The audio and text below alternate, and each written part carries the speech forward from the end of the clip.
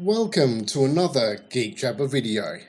I am Tim, and once again we are back with the 486. So you might remember from our last video, I upgraded the processor in this to a 486 DX40. And I covered a little bit of this at the end of the last video, but we're going to go a little bit more in depth into it now.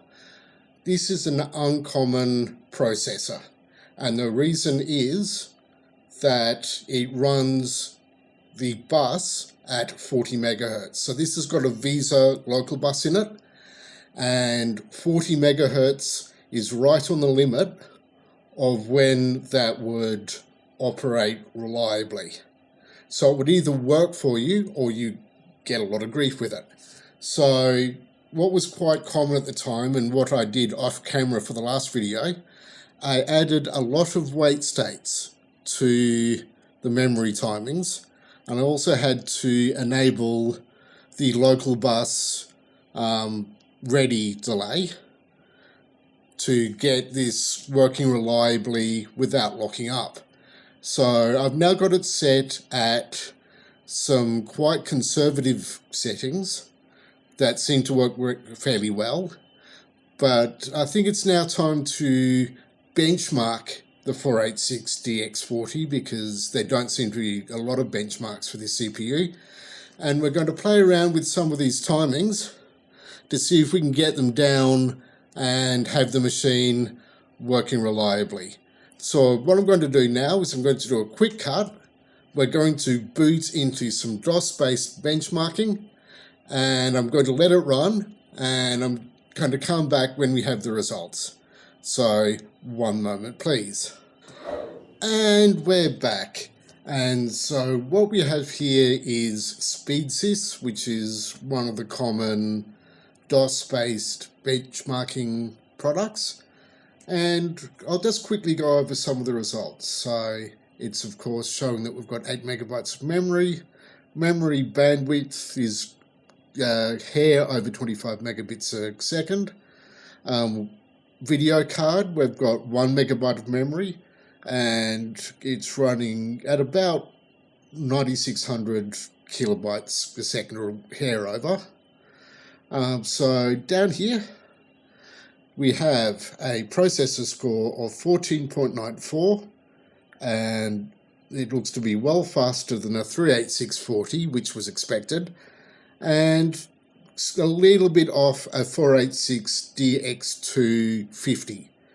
So that's the next processor speed up from this.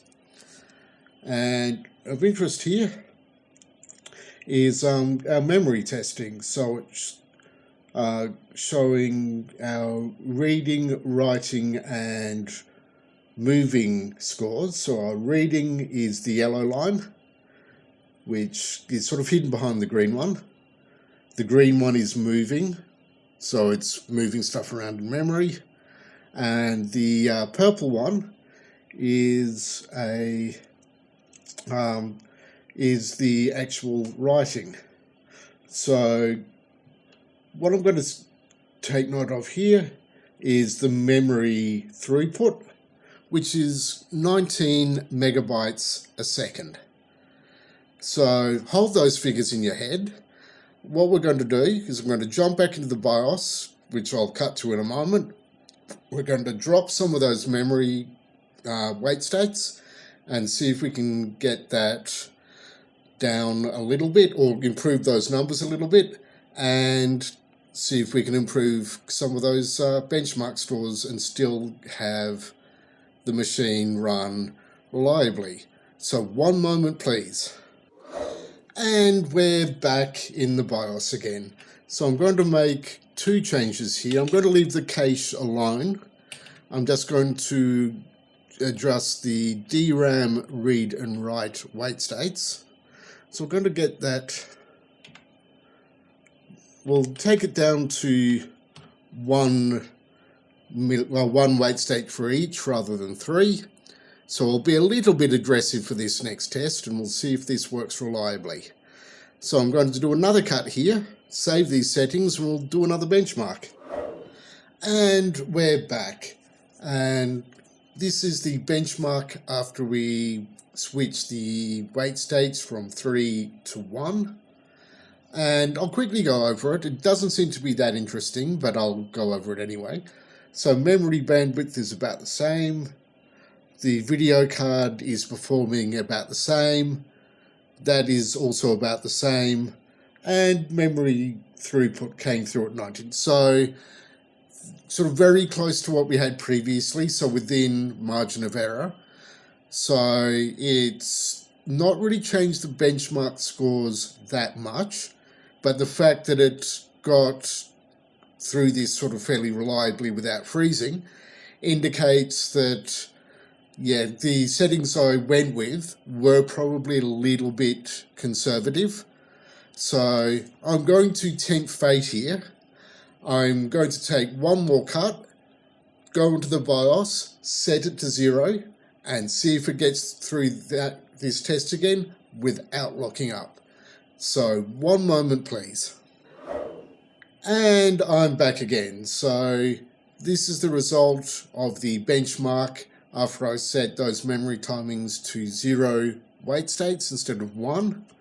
And the numbers look about the same. So again, they haven't changed. I was more interested in seeing if it could actually get through those tests without the machine locking up, and it appears it has done so. So far I seem to have decreased those down a little bit to settings that are a little less conservative. So hopefully, even if the benchmarks don't show it, that means that the machine is at least a little more responsive. Now that we've got it to this point, there is one more test I should actually do. If I give the machine the 3 fingers salute, we're going to reboot it, and we're going to see if we can at least get to a Windows desktop without the machine completely dying on me. So we'll just wait for this to go through its usual boot up sequence.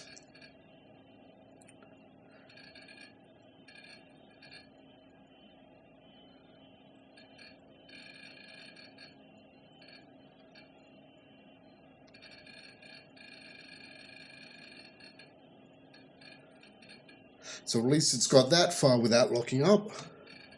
This will be the ultimate test. Can I get to a Windows desktop without the machine freezing?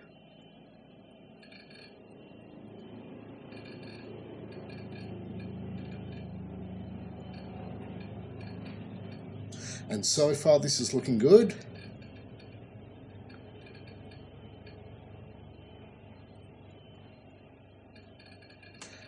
And this looks like to be a good result. We have got to a Windows desktop without the machine locking up. So that basically means that I've managed to use some slightly less conservative settings and still have the machine work. So that is good news. Obviously, if you're running a 4860X40 of your own, your mileage might vary, because, as I said, we're pushing the bus right at its limit. But so far, so good. At least for those that are running this CPU, this will give you some benchmarks to work with, and also give you an idea of what you might need to tweak in your BIOS to get the machine working reliably, because these can be a little bit fussy to get working. But I think I might wrap this video up here. So as always, if you like what you see, you know what to do with that like and dislike button, you know what to do with that subscribe button. If you want to support the channel, Discord links and all the other links are in the description, and I will see everyone in the next video.